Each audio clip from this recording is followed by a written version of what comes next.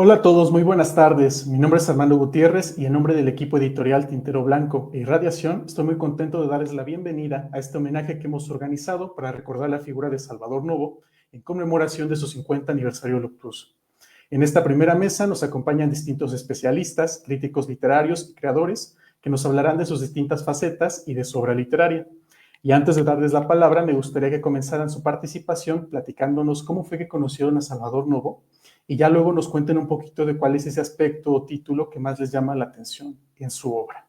Y bueno, pues para comenzar entonces este conversatorio, le doy la palabra a Sammy Reyes. Hola.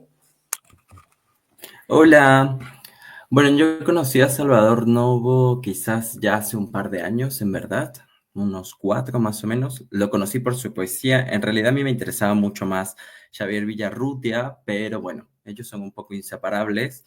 Y en eso leí los poemas que tiene Salvador Novo sobre sátiras, por ejemplo, el que le dedica a Octavio Paz y un poco las burlas que él hace a sus contemporáneos, que vamos a decir que son el otro lado de los heterosexuales.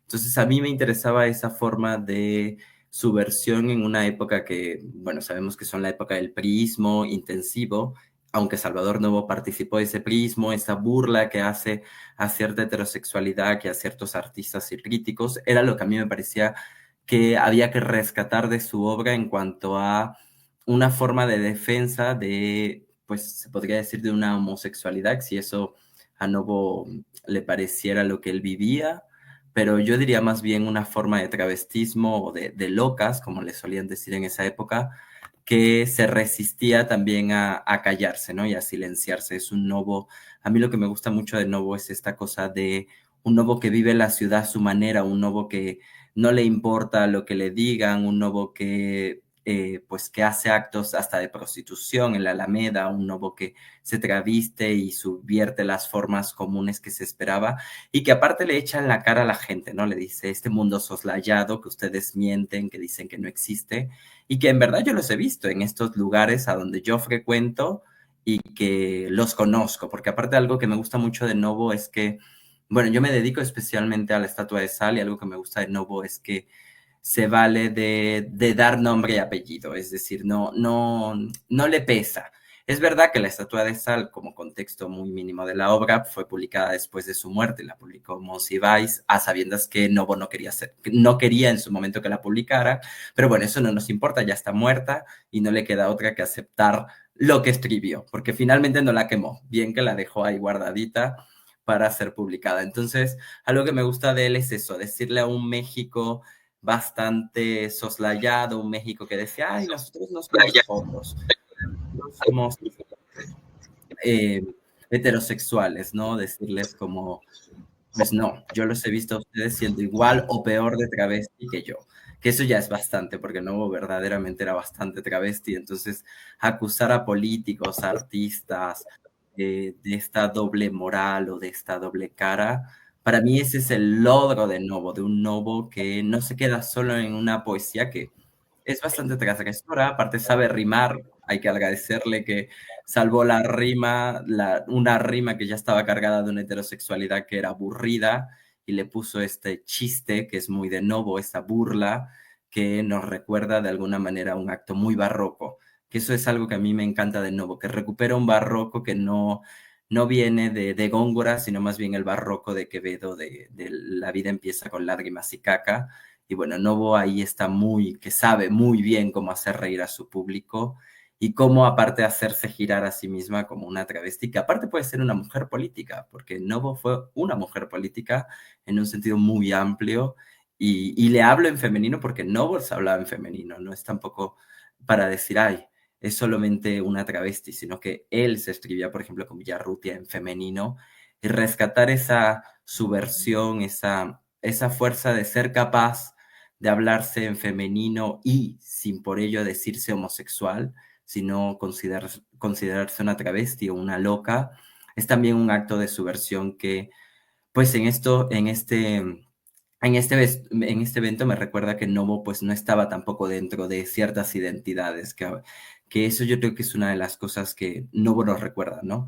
Que a veces nos ponemos muy de defender las identidades Y yo creo que Novo nos enseña mucho a que el travestismo es eso, ¿no? Hacer arder las identidades, jugar con ellas, despertar un día y ser el más político, salir en la tele, dar una entrevista, hacer una crónica de Ciudad de México y luego irte con tus amigas travestis a tomar cerveza y a bailar como una loca sin ninguna prudencia. Y eso es algo que Novo nos enseña, ¿no? En un México actual donde todo el mundo no se atreve, tenemos un montón de políticos que reafirman su identidad heterosexual, que hasta se casan antes de ser presidentes, y pues habría que pensar que a Novo eso no le importaba, es decir, a él, si le daban un cargo público, él no se iba a casar con nadie, si le ponían un nombre a su calle, que bueno, sabemos que donde él vivía, le pusieron el nombre a su calle estando él vivo, y no por eso dejó de ser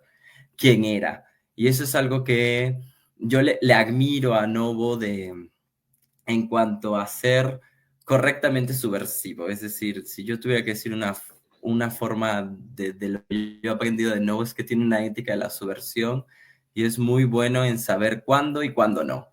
Quizás por eso yo que me dediqué un poco a la Estatua de Sal, pienso que quizás por eso no publicó la Estatua de Sal en vivo, en vida, porque claro, tenía que ser correcto, estaba dentro del priismo, un priismo que era cada vez más nefasto, entonces como que decía, bueno, sí, escribir estas cosas, pero hay que tener dinero.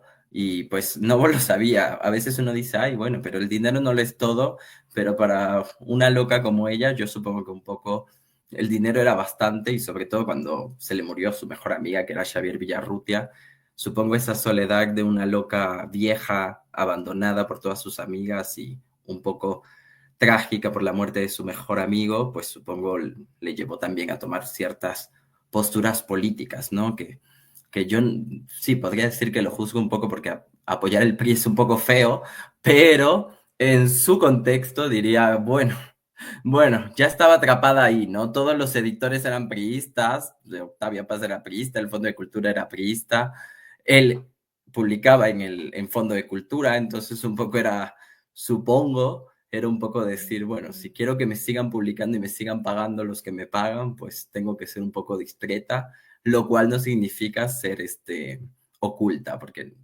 nadie podía decir que Novo era una closetera, ¿no? Novo era abiertamente lo que era. ¿Qué era? Bueno, esa siempre es la pregunta, ¿no? ¿Qué era Novo? Pues Salvador Novo.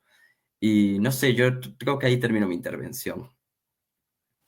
No, pues creo que empezamos muy bien, empezamos fuerte con este Novo igual de las disidencias sexuales, este Novo también polémico, un poco incómodo también para el establishment, ¿no? De su momento, ¿no? A pesar de tener esta ambivalencia, ¿no? De también ser maestro. Bueno, continuamos entonces con nuestra siguiente invitada. Ella es Mariana del Vergel. También nos va a compartir un poco su acercamiento a Novo. Hola, ¿me escucho bien? Bueno, pues mi acercamiento a Novo fue también por la Estatua de Sal, pero bueno, yo quisiera centrarme un poquito más en su lado más ensayístico, porque pienso que, bueno, sin duda la Estatua de Sal es una, digamos, es la obra, ¿no? De la que podemos jactarnos entre, entre muchas cosas de nuevo, pero pienso que luego se deja de lado pues estas columnas o estos ensayos que el mismo Novo consideraba como ensayitos, ¿no? Como de las primeras escrituras, por así decirlo. Eh, y específicamente, pues no podría decir que eso me atraviesa en mi escritura, pero que sí le admiro mucho. Son dos aspectos. Uno, tiene que ver con la forma en la que quizá, no lo sé del todo, pero quizá hoy en día se lee a Novo, ¿no? Como huye de la censura a través de dos recursos, que es la sátira y la parodia. Y lo digo porque, pues hoy en día sí vivimos en un espacio muy moralino, ¿no? En donde se nos indica qué tenemos que sentir, cómo tenemos que sentir, qué tenemos que pensar y cómo hacerlo. Y bueno, está muy presente esto que llamamos lo políticamente correcto e incorrecto, ¿no? Y creo que eso, pues no huye en la escritura, Entonces, es un concepto que, digamos, lo pienso hoy en día como la censura está muy presente y como en las escrituras de Novo, en este libro del 64 antes, pero bueno, estaba pensando, no sé, estaba pensando en el 35, 34, estos ensayos, pues estaba dándole la vuelta a la censura a través de este recurso que no es nada sencillo, ¿no? Escribir desde el humor. Y pienso que pues la sátira es ese tomar en serio lo que no es en serio y tomar lo que no es serio como algo pues profundamente serio, ¿no? También pienso que como que en apariencia y solo en apariencia ponen una horizontalidad temas tan densos como temas aparentemente nimios, ¿no? Pienso como en este arte de matar 1000 moscas o, bueno, como en este elogio de matar las muchas moscas o la historia de la fotografía o dos ensayos que a mí me gustan mucho, que es Los mexicanos las prefieren gordas y En defensa de lo usado, ¿no? Que para mí, pues al menos en estos dos ensayos está parodiando el ensayo, como el arte de escribir ensayo, en Los mexicanos las prefieren gordas, pues parodia el escribir ensayo, pero específicamente lo parodia a través de Samuel Ramos, ¿no? Y esto que es el perfil del hombre mexicano, eh, etcétera. Y en defensa del usado, pienso que, bueno, digamos, no está como centralizado algo propiamente, más bien no está situándose dentro de algo espacial, por ejemplo, hacer un guiño a otro discurso de forma específica, sino que está haciendo una parodia a escribir ensayo como una apología, ¿no? Y pienso que eso pues está muy vigente también de alguna forma en la forma en la que se nos enseña el ensayo creativo, ¿no? Como que el ensayo creativo siempre es una diatriba o un elogio, ¿no? Y pienso que eso ya es pues bastante, o sea, lo seguimos escribiendo, pero hay que retorcerlo un poquito más, ¿no? Eh, Me gusta que también a través de esa sátira o parodia, pues nos hace pensar o preguntarnos si en el fondo no es tan importante el tema del que está tratando, por ejemplo, la mexicanidad, sino el virtuosismo del argumento con el cual lo está tratando, ¿no? Es decir, el tema del cómo de la literatura, que pues ya sabemos que es el tema con mayúsculas. Y bueno, eso por un lado, como que me deja pensando mucho, digamos, como algo que me gustaría aprenderle de nuevo respecto a su escritura ensayística. Y otra cosa es cómo sobreviven las referencias que él dota sus ensayos con el paso del tiempo, ¿no? Porque sí es verdad que hay unas que vuelven el texto pues muy hermético, ¿no? Que sí nos quedan bastante lejos y decimos, ¿y a qué diablos se quiso referir con esto? Y aunque estemos investigando en internet o algo, medio sacamos pistas y ahí vamos, pero no, pues muchas veces no llegamos a saber si igual estaba haciendo como una parodia de un nombre que realmente existió, de una calle o de una persona o del nombre de una marca, etcétera. O sí podemos encontrar la marca, pero googleándola, ¿no? O sea, no sé, siento que es una cosa que me deja pensando, como que no creo que sea tan sencillo que sus textos envejezcan a partir de esas referencias. Pero también siento que hay algo misterioso, no lo sé, eh, que hace que esas referencias, mm, pues sí, como que no, aunque no las entendamos, aunque no las tomemos del todo de la mano, eh, no sé, la pasemos muy bien en la lectura y además podamos imaginarlas o proyectarlas con una analogía contemporánea, no sé, con el nombre de otra marca, de otro chocolate o por decir algo así, ¿no? Y bueno, como que me detenía en las referencias porque creo que muchas de esas referencias tienen que ver con que Novo sitúa naturalmente ese espacio-tiempo desde donde está hablando, ¿no? Y por lo tanto la experiencia y esa forma de mostrar el pensamiento en circunstancia con,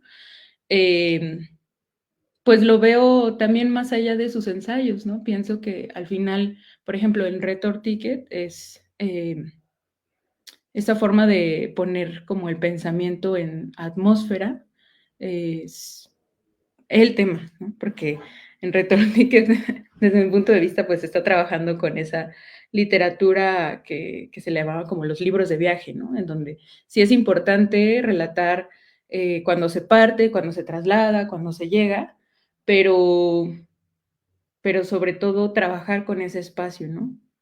Que es una cosa que naturalmente a Novo le interesaba, porque era como su materia, pero que tenía bien dominada, ¿no? Entonces, sí, no lo sé, pienso que esas dos cosas me inquietan hoy en día.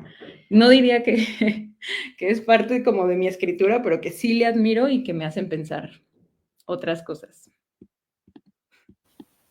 Te agradezco mucho que hayas también tocado justamente al Salvador Novo ensayista, que habría que acotar también, incluso yo creo que es una deuda editorial en la actualidad, porque si bien está editado ahí en el volumen, algunos de sus ensayos en el volumen del Fondo de Cultura, creo que hace falta como también darle como un revival, como más difusión a este otro Novo que es como una alternativa a la tradición del ensayo mexicano con la que a lo mejor nosotros entendemos más esta escritura, ¿no? Nuestro siguiente invitado es Luis Gabuti y él nos va a compartir un poco de otro Salvador Novo, uno muy cercano justamente a las antologías.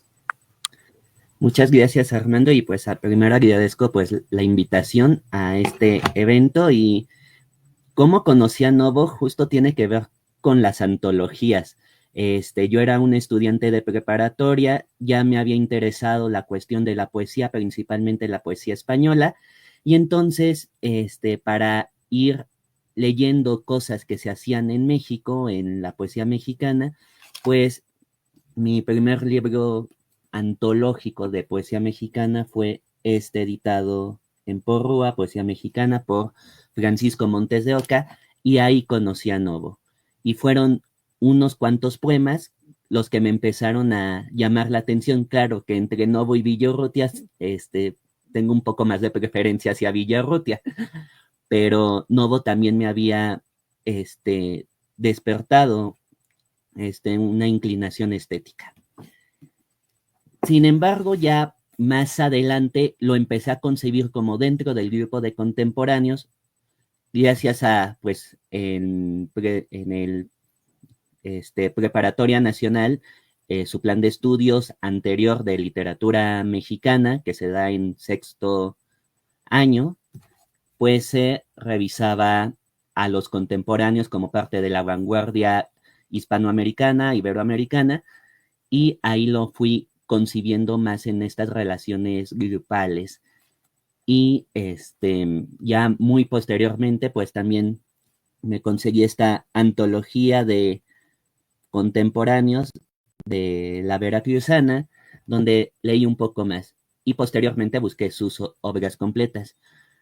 Este aspecto se me hace llamativo porque realmente nosotros, bueno, la gran mayoría, el ámbito lector amplio, se inserta la poesía, comienza a gustar de la poesía justo gracias a las antologías. Creo que son casos raros donde se acercan directamente a los poemarios individuales o a las obras completas. Casi siempre se empieza justo por el sistema educativo, los libros de textos y las antologías que se forman gracias a ese sistema educativo. Sin embargo, con la poesía mexicana, considero que luego lo que sucede es que no existen tantas antologías formadas para el público escolar, pero sí para el público de la difusión masiva, ¿no? Que bueno, tenemos la de Domingo Argüelles, etcétera. Y bueno, de ahí voy a retomar cuestiones de mi investigación doctoral porque estoy estudiando la antología Laurel y uno de los seleccionados pues es Salvador Novo. Y me he interesado sobre todo en comprender cómo estos poetas antologados en Laurel, antología de 1941, circulaban en el campo literario y y no solamente en las antologías, sino en sus libros poéticos, en las revistas. Y no sé si se me pueda permitir que se muestre en mi pantalla. Ok. Para justo ver algunas cuestiones de ese aspecto, pues básicamente voy a tomar solamente los años de 1926 a 1941, en donde son antologías en las que sobre todo Novo está participando, no todavía como un poeta institucionalizado, sino como un poeta que sigue creando, que sigue participando en los movimientos literarios. Y la pregunta que me hago en este aspecto antológico es si lo que se selecciona de Novo, sea porque él lo decidió o sea porque los antólogos lo propusieron, realmente corresponde a lo ejemplar y lo representativo de su poesía. Al final de cuentas, Novo en esos años sus libros poéticos o son muy breves o son muy pocos. Entonces no es exactamente que tenga una gran repertorio de poemas. Sí, y eso hace que en casi todas las selecciones, que es lo que he ido estudiando, pues se seleccionen casi siempre los mismos textos, sobre todo marcando como esta pauta de su desarrollo profesional. Y para eso, pues he estado revisando unas cuantas antologías y lo que quisiera hacer énfasis es que de las antologías, las primeras que lo seleccionan son antologías de corte hispanoamericano o iberoamericano. Es decir, Novo en sus inicios como poeta ya está circulando dentro de la red iberoamericana de poesía.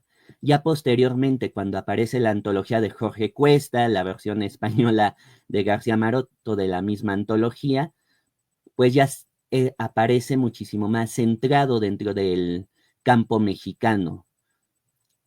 Y sí quisiera llamar la atención que su difusión no solamente está en México, sino también en Buenos Aires, en la antología de Alberto Hidalgo, Vicente Huidobro, Jorge Luis Borges, que se llama Índice de la Nueva Poesía Americana, del 26, y también en el ámbito español, sea por la antología de Maroto, o sea por la antología de Eduardo de Ori, publicada en el 36. Y posteriormente casi todas las antologías ya van a ser publicadas, en donde aparece Novo, pues van a ser principalmente publicadas en México. Y vuelvo a lo mismo, de los poemarios publicados en esos años, realmente los más difundidos van a ser 20 poemas, Espejos y Nuevo Amor. Ya estas otros poemarios o poemas largos que realmente se publican más en plaquet o en ediciones de autor, realmente no van a ser tan considerados en las antologías poéticas. Y por otro lado, tampoco es como que publique mucho, por lo menos en las revistas literarias. No voy a tomar en cuenta los semanarios ni las publicaciones periódicas, pero en revistas literarias sí me llama la atención que es también muy breve lo que él da a conocer como poeta. Y bueno, ¿a qué me refiero con lo representativo y lo ejemplar? Pues lo representativo, que las antologías poéticas den cuenta de esta obra poética de Salvador Novo, y ejemplar en cuanto a qué poemas son reiteradamente seleccionados. Y bueno, aquí hice una tablita que no sé si se logra ver completamente, pero sí llama la atención que tenemos como que un primer bloque de antologías que solo se centran específicamente en seleccionar algunos poemas de 20 poemas. Y el amigo oído, que va a ser parte de Espejo. Nota curiosa, el amigo oído se publicó por lo menos 3 veces en revistas literarias, ¿no? Y posteriormente, casi todas las antologías van a preferir seleccionar en demasía los poemas de Nuevo Amor, lo cual nos da un aspecto muy interesante que conforme va avanzando la carrera poética de Novo, pues se va dejando esta poesía inicial y se va centrando exclusivamente a representar y ejemplificar esta etapa madura en Nuevo Amor. Y ya se me está acabando un poco el tiempo y solamente quería pues dar algunos elementos de estas selecciones poéticas. Pues lo que indico, Nuevo Amor va a ser como que el poemario más representado y de las antologías que me inculcaron a Novo, que en las que fui conociendo a Novo, se escogen en las dos por lo menos 3 poemas de Nuevo Amor y un poema de 20 poemas y un poema de espejos y tal vez uno de algún libro posterior, sobre todo poemas proletariados, pero casi siempre el énfasis es en Nuevo Amor. Lo curioso de estas antologías poéticas es que se deja de lado totalmente la sátira de Novo, los poemas burlescos, y eso que esos poemas ya circulaban en los años 20 y en los años 30. Y tal vez algunos poemas que sobre todo se han conocido mucho de Novo, justo gracias a las antologías, son Diluvio, que es de 20 poemas, pero de Nuevo Amor casi siempre aparece Junto a tu cuerpo totalmente y La renovada muerte, ¿no? Y bueno, solamente quería pues plantear alguno de estos aspectos que surgen en las antologías y que llaman la atención porque al final de cuentas institucionalizan a Novo y se replican en antologías de la segunda mitad del siglo XX, que ya habría que ampliar el corpus para ver qué tanto se repiten los mismos poemas. Y ya, básicamente sería eso lo que les quería compartir. Muchas gracias. No, pues muchas gracias a ti. Qué interesante el tema de las antologías y me llama mucho la atención esto que comentaste de que cómo se han seleccionado como muchos ciertos textos y esta parte como satírica se ha dejado como un poco de fuera, ¿no? Y eso no se nos habla también un poco no solo del gusto de los antologadores, sino hasta de la forma que hemos construido a Novo como poeta, digo yo, ¿no? Bueno, continúo con nuestro siguiente invitado. Él es Anuar Jalife Jacobo, que nos va a hablar precisamente de un Novo más cercano a las vanguardias. Adelante. Muchas gracias, Armando, por la invitación, por haber organizado este encuentro para recordar a Novo en uno de sus aniversarios. Y me llama la atención, o creo que es elocuente en las presentaciones que hemos escuchado, cómo se da cuenta de la versatilidad de Salvador Novo, ¿no? Que es algo que también lo caracteriza. Es un hombre polifacético, como memorialista, como ensayista, como poeta. Y en mi caso, yo quizás me acerqué a él hace muchos años, desde que estaba haciendo mi tesis de licenciatura, como un agente cultural o un personaje como miembro de un grupo, ¿no? Y como figura artística que era parte también de su obra, ¿no? Yo lo conocí leyendo a Gilberto Owen y luego pude profundizar un poco más en su obra estudiando la revista Ulises, y ahí me fascinó esa dupla Novo Villaurrutia por su por su entrega a la juventud, por su inteligencia, por su rebeldía, pero también por su elegancia, ¿no? Como una serie de contradicciones que combinan estos dos jóvenes y que dejan una de las revistas, siento yo, más entrañables de nuestro panorama hemerográfico y también de las más audaces y mejor pensadas.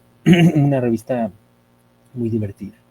Y de ahí, bueno, pues seguí, nunca dejé a Novo, nunca dejé de leerlo, nunca dejé de leerlo un poco como un referente, ¿no? En todas las cosas que voy estudiando. Ahora, quizás más adelante pueda hablar un poco más sobre, quizás sobre Return Ticket y el joven, porque a mí el Novo que me gusta es el Novo joven, ¿no? El Novo de la década de los 20 me parece que es el Novo muy deslumbrante. Y justo ahorita estoy terminando la edición crítica de Return Ticket, que es un trabajo muy interesante ver su transformación desde el Universal Ilustrado, luego Ulises, luego Editorial Cultura, a su recopilación en los 60 en toda la prosa, 70 creo, y poder volver a ese que él llamaba su libro consentido. Entonces es muy interesante, lo he leído ya hasta el vómito, yo creo que ya no aguanto una lectura más, y curiosamente siempre se descubre, eso es bonito, ¿no? Debe ser una edición crítica, que en cada lectura, no importa si lo hemos leído 12 veces, 15 veces, sale algo nuevo, y eso también nos habla pues como del rendimiento poético. Me sigue dando risa, ¿no? Su humor, su agudeza, ¿no? Para ver las cosas, su capacidad de esconder de lo que ya hablaban, ¿no? Cómo insinúa muchos asuntos, y algunos todavía me chamaquea, ¿no? Y digo, pero si aquí está hablando de esto, está haciendo una cabronada, y no me había dado cuenta hasta ahora. Entonces creo que eso nos habla pues de esa capacidad que tenía de escribir en muchos niveles, ¿no? Que creo que ya se ha comentado por acá. Y bueno, pues en ese sentido creo que es una persona a la que tenemos que volver, y es un clásico en muchos sentidos. Decía en ellos, ser clásico es tener la capacidad de ser actual siempre, y creo que Novo lo ha cumplido 100 años después, más 120 después de haber nacido. Pues qué noticia lo de la edición crítica de Return Ticket. Me acuerdo, soy muy malo para estas cuestiones de la memoria, pero me acuerdo de su incipit, no me acuerdo cuántos años dice que tiene, que no conoce el mar, ¿no? No sé, para mí es como muy interesante además que retomes el Novo de las revistas, ¿no? Y en específico de Ulises, ¿no? Que es como muy interesante también acercarnos siempre a los escritores a través justamente de estos soportes. Y bueno, para continuar entonces con esta conversación tenemos la intervención de Alejandro Solano. Adelante, por favor.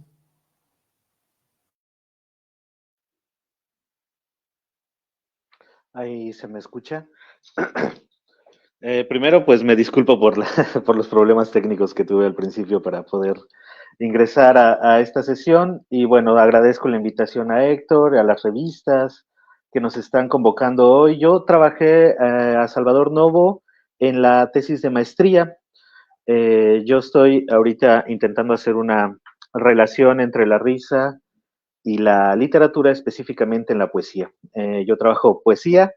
Y pues Novo, lo que decían hace rato, a Novo se le ha censurado mucho. Creo que una respuesta posible es que, bueno, yo trabajé este libro, no sé si se alcanza a ver ahí, se llama Sátira, de Salvador Novo. Aparece por primera vez publicado en 1955, pero aparece solamente una parte del libro, y después se publica hasta 1970 completo.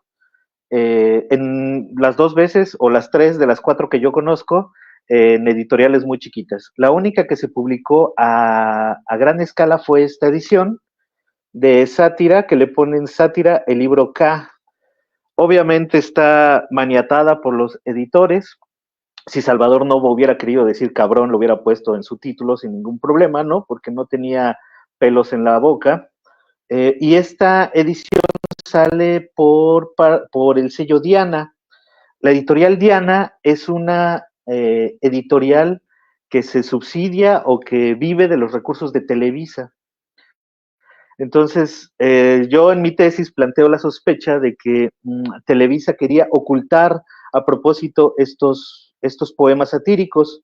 porque le da duro y con todo a los personajes más importantes de la cultura mexicana. Específicamente aterriza el primer poema largo, se llama La Diegada, donde ridiculiza con toda la fuerza de su ser a Diego Rivera y a todo el grupo que andaba con Diego Rivera, ¿no? Incluyendo a Frida Kahlo. En la última parte, por ejemplo,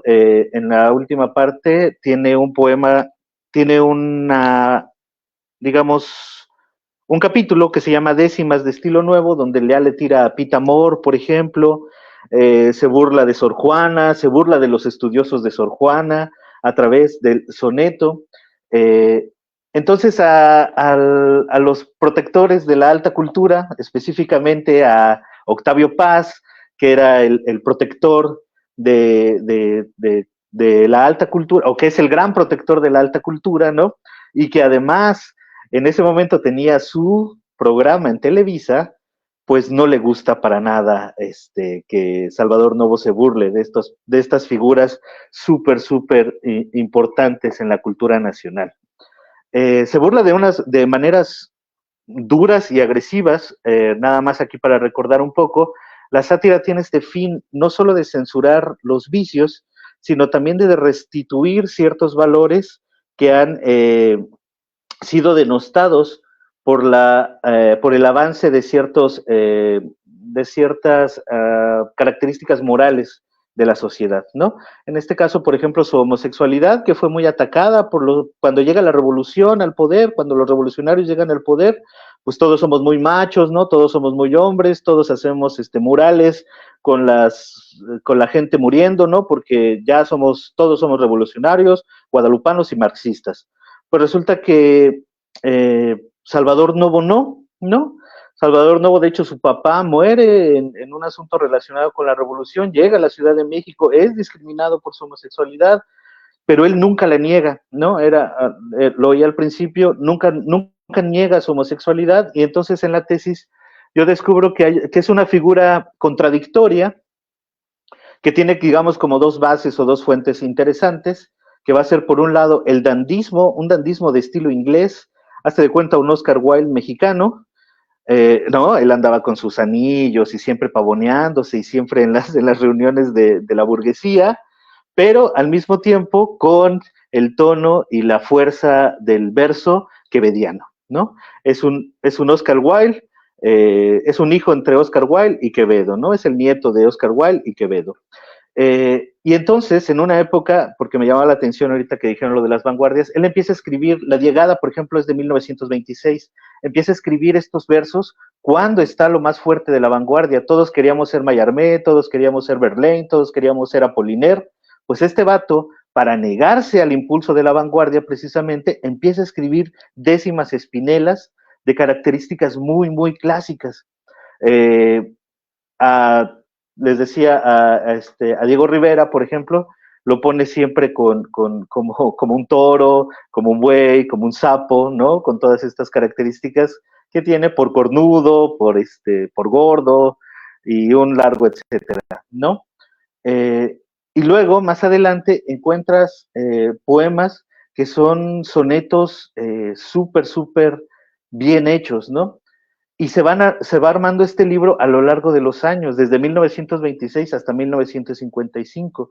Y de hecho sus poemas más homoeróticos, digamos, más directos y más grotescos también, en un sentido, digamos, positivo, porque es una relación entre la sexualidad y la vida, por decirlo de algún modo, no grotescos porque sean asquerosos, sino grotescos porque reflejan esta contradicción entre la muerte, la sexualidad y la vida, y la existencia del deseo y del placer, los podemos encontrar en sátira, pero son muy gráficos, por decirlo de algún modo, y entonces pues son totalmente censurables. No sé si en esta época, a lo mejor, incluso si alguien los leyera en voz alta, a lo mejor Facebook nos cancelaría en este momento la transmisión, porque bueno, hay todo tipo de figuras que aluden no solo a la sexualidad, sino a la sexualidad gráfica, por decirlo de algún modo. Y pues los detractores no les gustaba esto, obviamente, como les decía, el que más luchó contra él fue Octavio Paz. No le gustaba para nada a Octavio Paz. No sé si se me permita leer una cita de cómo se refiere Octavio Paz a él, para ir cerrando, digamos, toda esta parte de mi participación. Dice Octavio Paz, dice, tuvo mucho talento y mucho veneno, pocas ideas y ninguna moral. Cargado de adjetivos mortíferos y ligero de escrúpulos, atacó a los débiles y aduló a los poderosos. No sirvió a creencia o idea alguna. No escribió con sangre, sino con caca. Sus mejores epigramas son los que, en un momento de cinismo desgarrado y de lucidez, escribió contra sí mismo. Eso lo salva.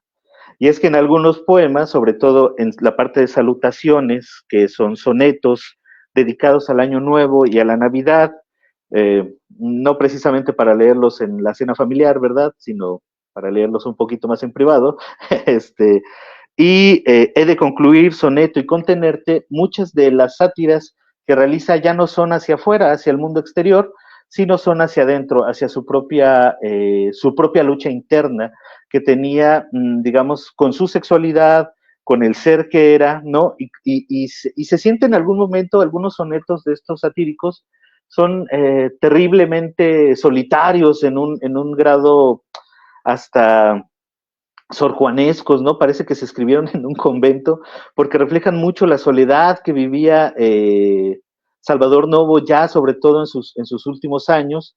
Pues como ustedes saben, ¿no? La historia, Villaurrutia se va a Estados Unidos, lo deja, no quiere, en algún momento no quiere saber nada de él, sus amigos como que se separan un poco de él porque pues está asociado un poco con el Estado, con el priismo, reniega de la revolución, pero sigue trabajando en los gobiernos revolucionarios. Es un personaje totalmente contradictorio y en sus sátiras precisamente se pueden ver esas contradicciones y se puede ver a un Salvador Novo auténtico y un Salvador Novo personalísimo, en donde está diciendo, ¿sabes qué? El mundo se puede ir al demonio, pero yo y mis poemas sobreviviremos por encima del mundo mismo e incluso del juicio que nos hace ¿no? Son muy interesantes, espero que puedan conseguirlos. Esta es una reedición, por ejemplo, que salió en 2020. La portada es de una pintura que tenía Salvador Novo en su casa y adentro, como es un falso facsímil, tiene la portada que es la original del primer libro que salió en 1955. La sátira, el libro K, que publicó Diana, ese ya no circula, por obvias razones, por las sospechas que tengo, ¿no? De que hay ahí un entramado con Televisa, pero si pueden conseguirlos, hay páginas en internet donde en algunos lados se pueden leer estos poemas y algunos son muy divertidos, otros sí son duros y a la cabeza, pero pues hay que leerlos de acuerdo con el contexto, ¿no? En el que se vivió. Salvador Novo recibió muchos ataques de Diego Rivera específicamente, incluso lo pinta en uno de sus murales en la Secretaría de Educación Pública, siendo pateado, ¿no? Con la revista Contemporáneos a los pies y un perro ahí lamiéndole la cara, ¿no? Al pobre Salvador Novo. Entonces, bueno, él se venga de este modo a través de volverlo un personaje de su sátira en La Diegada. Y pues con eso concluiría. Muchas gracias por su atención. No, gracias a ti, Alejandro, que retomaras justamente este Salvador Novo satírico, como muy lúdico y también lleno de claroscuros. Entonces, no sé si para empezar también un poco el diálogo, ya nos está comiendo también el tiempo, pero me gustaría preguntarles a todos, igual, ustedes, si les tuvieran que decir, oye, quiero entrarle a Salvador Novo, yo no lo conozco, ¿no? Nunca lo he leído y sé muy poco sobre él. ¿Ustedes qué recomendarían? O sea, puede ser desde un poema, todo un libro, una serie de textos. No sé, ya nos comentaron, ahorita hicieron como un panorama muy, muy interesante, muy padre, justamente de toda esta versatilidad de Novo, ¿no? Pero me interesa un poco que nos digan también eso, ¿no? Así de yo que a lo mejor no sé cómo podría entrarle a Novo y cómo me van a hacer como un poco enamorarme de él, o bueno, enamorarme o odiarlo, no sé si hay como puntos medios también. No sé quién quiera empezar, podemos seguir el mismo orden, o si alguien quiere participar, pueden lanzar la manita y adelante. Luis.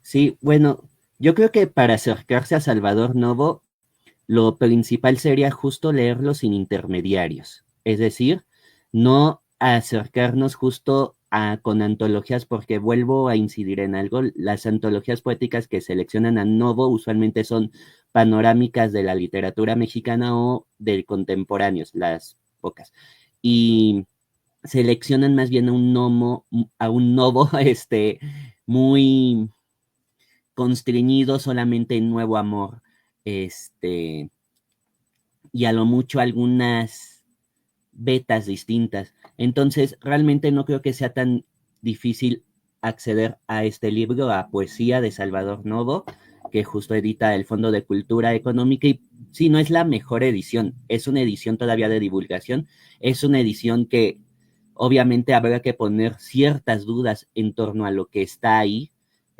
porque falta la edición crítica de Salvador Novo, pero bueno, las ediciones críticas solamente las leemos los que estudiamos literatura.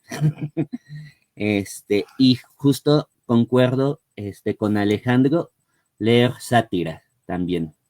O sea, si vamos a acercarnos al Salvador Novo poeta, sí irnos directamente a donde está por lo menos una parte considerable de su poesía reunida.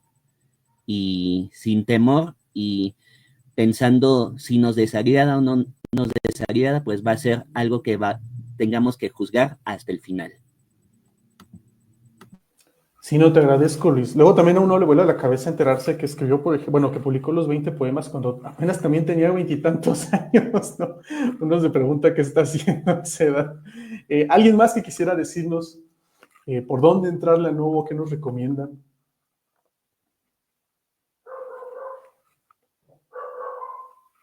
Adelante, Alejandro. Sí, coincido. Sería bueno empezar con sus primeros, digamos, libros.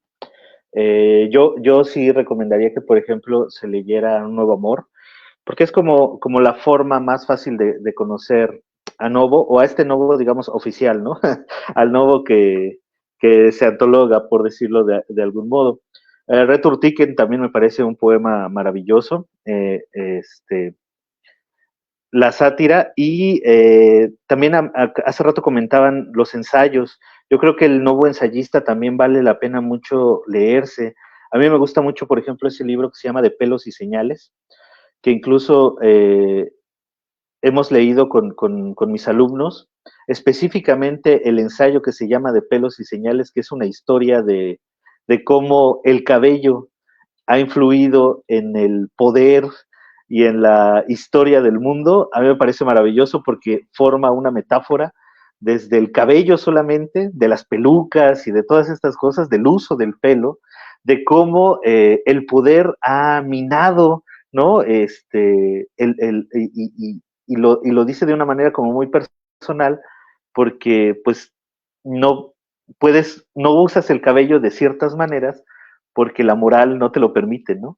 Entonces, estas pelucas altas, los peinados grandilocuentes, ¿no? Grandiosos que usaban las señoras de la burguesía, pues eran para la burguesía, ¿no? Las señoras que trabajaban en la casa, pues no podían peinarse de ese modo, y había una moralidad de por medio, ¿no? A lo mejor por ahí podría empezar a conocerse bien a Salvador Novo, porque podemos ver también a este tipo contradictorio, ¿no? Al mismo que luchó contra el asunto de la revolución, que al mismo tiempo trabajó para la revolución, ¿no? Que habló bien, por ejemplo, de lo del 68, ¿no? Que defendía el priismo con todas las fuerzas de su ser, pero que también era un tipo crítico y que también se negaba a entender la moral como algo que solo debe ser dado, ¿no? Sino algo como un poco más libre, por decirlo de algún modo. A lo mejor por ahí se podría empezar. Oye, qué buena recomendación del ensayo. Me hiciste pensar incluso en un ensayo más actual, un libro más actual, que es de Luis Yambara, que me parece que también se mete un poco con esta cuestión de las pelucas y el cabello, ¿no? No sé, alguien más que quisiera entonces compartirnos, Sami, Mariana, Anuar. Sami, adelante.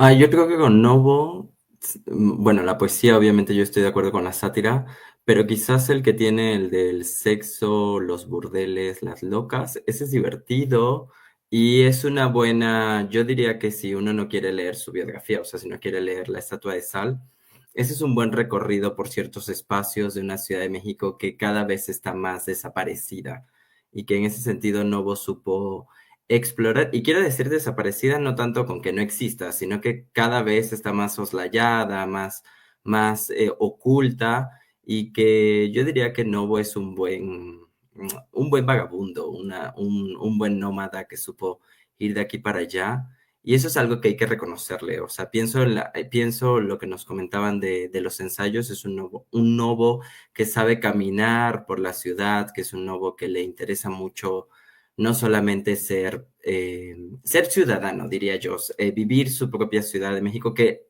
la verdad es que yo diría que Novo es de los pocos poetas que amó la Ciudad de México de verdad en su crónica. Tal vez en la poesía a veces se pierde un poco, pero yo creería que él es de los pocos que supo retratarnos lo que en verdad significa la Ciudad de México y no la Ciudad de México, por ejemplo, de gente como Diego Rivera o Frida Kahlo, que es una Ciudad de México folclórica. Novo supo darnos a la gente de pie de la calle, la gente que come sándwiches y ve revistas traídas de Estados Unidos. Ese yo creo que es lo que a mí me entusiasma de Novo, y pienso que ese ensayito que está en los ensayos del Fondo de Cultura es de los, porque claro, el que editó es imposible conseguirlo, pero sé que está en la antología que hizo el fondo. Y me parece que ese es divertido, nos permite también saber qué puede uno esperar en las obras como en La Estatua de Sal y en las sátiras, un Novo que pues sí, que disfruta masturbarse, un Novo que disfruta su cuerpo, que disfruta ver a los otros también, que disfruta una ciudad pues sexual y que en ese sentido permite también luego relacionarlo con otra literatura, ¿no? Una literatura que vino posteriormente y que, pues claro, como pues La Estatua de Sal sale en el 91 y teníamos ya los antecedentes de cierta literatura LGBT que permite pensar que Novo pues ya estaba ahí, ya le gustaba ese ambiente y que escribía sobre ello, porque no solo le gustaba, escribía sobre ello, que creo que es lo más importante, una crónica de ese México que a veces vemos en las películas, sobre todo de cabaret, que yo me imagino Novo las disfrutaba, era el cine de oro, estaba María Félix, todos ellos. Y pues sí, ese ensayo es una buena, que es ensayo crónica, eso tal vez habría que rescatarlo, ¿no? El ensayo que pasa por la crítica social y que no queda solo en el relato descriptivo, ¿no? Sino que pasa por una crítica a veces mordaz, porque luego Novo también se pasa un poco de sí mismo, ¿no? Me acuerdo cuando habla un poco de que estamos comiendo sándwich en vez de tortas, y es como que uno dice, bueno, Novo, pues, pues no pasa nada, pero él se ofende un montón de que la gente compre pan de caja y no coma más bolillo. Entonces también eso, ¿no? El bolillo, que es una cosa muy típica de Ciudad de México, y el consumo en los burdeles, ese tipo de ambientes que pues han desaparecido por múltiples situaciones o han quedado olvidados, porque más que desaparecer, pues siguen ahí. Pero cada vez, yo diría, como alguno decía, Novo nos recuerda que la Ciudad de México, lamentablemente, sigue siendo la misma Ciudad de México que él vivió. Digo lamentable porque es muy feo pensar que estos lugares que Novo recorría siguen existiendo y la gente sigue haciendo como que no va, como que no los conoce, como que nadie va a la Alameda o a Bellas Artes a prostituirse. Eso no existe más. Y ese ensayito a mí me parece que es como recordarnos que ay, la Ciudad de México es lo que es y vivimos en ella y todos sabemos lo que pasa ahí dentro. Pero, y bueno, yo sí pienso que Novo es un poeta de la ciudad, que eso puede ser hasta contradictorio, ¿no? En su época que eran tan regionalistas y folclóricos, y que él reivindique una identidad de una Ciudad de México soslayada, me parece atrevido y creo que eso es lo que yo recupero de ese ensayito. No, pues qué bien que además trajiste al nuevo cronista y amante de la ciudad, ¿no? Cuando te estaba escuchando, yo también de repente se me vino a la cabeza, claro, la nueva grandeza mexicana, ¿no? Donde habla igual cómo va construyendo como estos espacios de la urbanidad, ¿no? Como muy interesantes, además trabajando sobre la tradición de la grandeza mexicana, ¿no? Pero no sé si quisieran añadir algo, ya nos está comiendo un poco el tiempo. Quisieran participar a lo mejor para cerrar un poco la conversación, un último comentario que quisieran hacer. Adelante, los escuchamos. A ver, pues ya me lanzó. Porque no se ha mencionado, bueno, sí lo mencionó Anuar. Yo diría que si son jóvenes, lean El Joven. Porque es que sí se resignifica, o sea, es un espejo, ¿no? O sea, nos está hablando de la juventud, pero al mismo tiempo este miedo de envejecer, de hacerse de responsabilidades y al mismo tiempo es un recorrido por los cambios de la ciudad y de alguna forma como los cambios internos. Y ahorita que se mencionaba justo este nomadismo de nuevo, creo que en El Joven también, pues es como, para mí es como la imagen más benjaminiana, ¿no? De Novo, en donde pues está descubriendo que hay farmacias y que ya, que hay pues eso, los pasajes.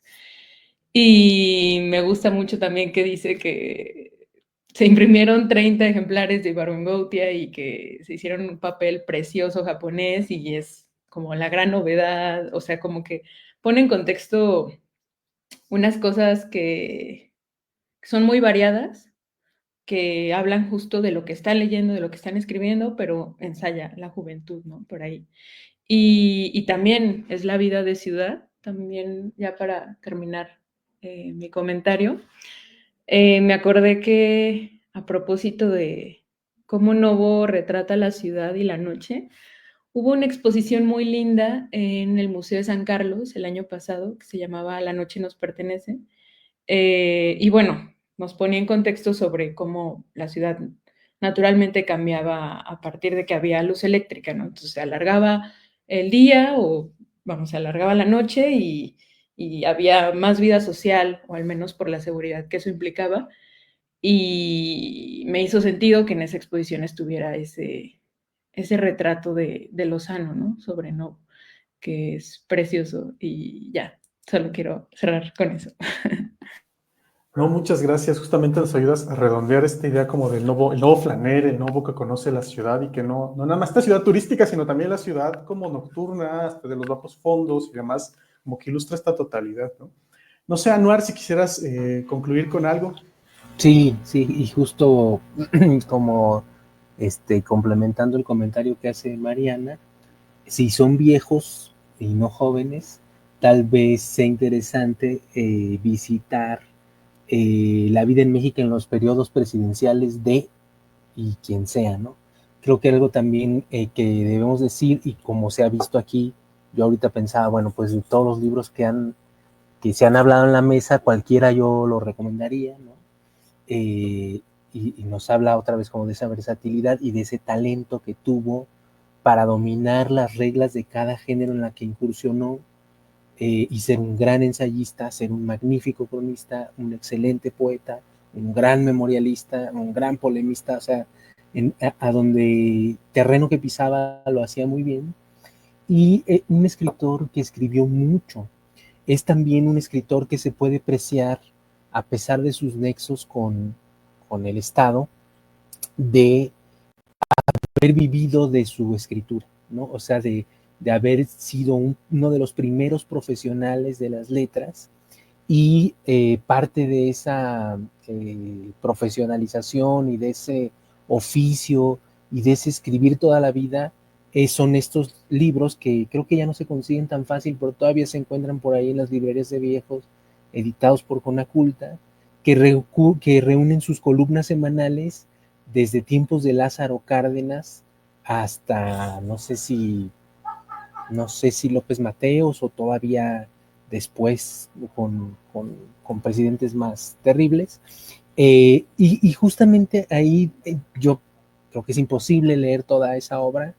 Es muy frecuentado y parece que el mejor volumen es el dedicado al periodo de Ávila Camacho, porque está lleno de remembranzas de su juventud y es un Novo que, a diferencia de la Estatua de Sal, donde digamos es muy mordaz y es un poco una autobiografía sexual en algún momento, Acá es una memoria como más amplia, ¿no? Y entonces podemos ver, casi pensaría que asomándonos al azar, pues el crecimiento de una persona, ¿no? Cómo va viendo mucho de la ciudad, ¿no? Mucho de la vida de la ciudad a lo largo de muchísimas décadas, y todo eso como en un ejercicio un poco, él es un gran admirador de Proust, como sus compañeros, en ese ejercicio de memoria infinita y de confiar en la palabra como una casa, ¿no? Como un territorio al que siempre podrá volver, como una herramienta que le permitirá habitar mejor el mundo.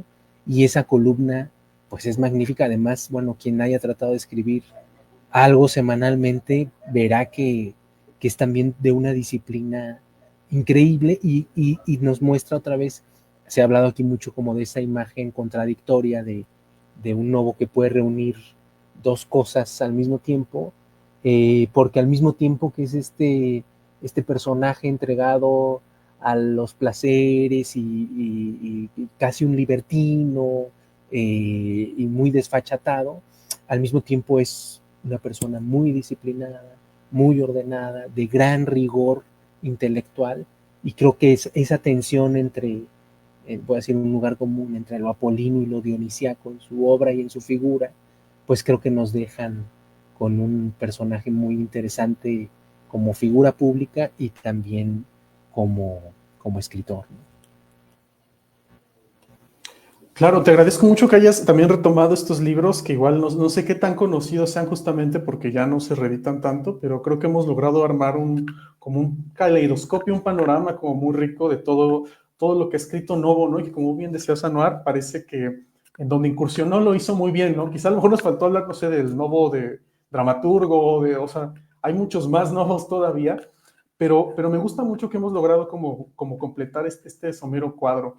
Les agradezco a todos su participación, ya nos comió un poquito el tiempo. También les agradezco a las personas que han seguido la transmisión, y los invitamos a que se queden en la siguiente mesa, que va a empezar ahorita a las 7, también por nuestro canal de Facebook Live, en Irradiación o en Tintero Blanco. Y bueno, les deseo a todos muy buenas noches. Gracias, buenas noches.